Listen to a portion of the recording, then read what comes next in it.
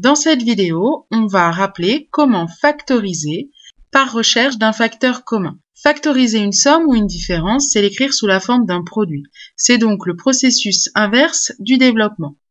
On va utiliser la formule de la distributivité, mais dans l'autre sens, c'est-à-dire quand on aura une somme ou une différence de la forme k fois a plus k fois b, avec le facteur qui est commun k, on pourra écrire que c'est k facteur de a plus b. Évidemment, on ne peut pas factoriser n'importe quelle somme. Ici, il faudra absolument trouver un facteur commun.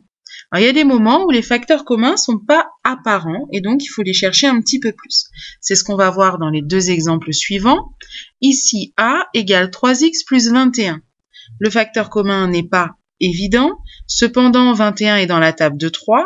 On va donc pouvoir faire apparaître 21 comme un multiple de 3.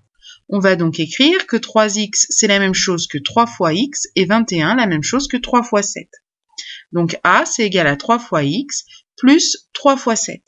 On a en effet maintenant un facteur commun, 3, et on va appliquer donc notre formule de distributivité pour dire que c'est égal à 3 fois, entre parenthèses, x plus 7. On va mettre le signe qui est entre les deux produits, dans la parenthèse.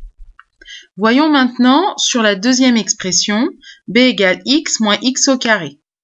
Encore une fois, on se dit que apparent, pas trop apparent, en tout cas, on n'est pas sous la forme d'une somme de deux produits, donc il faut faire apparaître ces deux produits.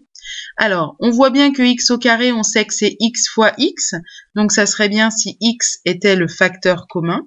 Et donc, c'est un tour de passe-passe pour faire apparaître x en facteur commun aussi pour x, en écrivant tout simplement que x, c'est la même chose que x fois 1.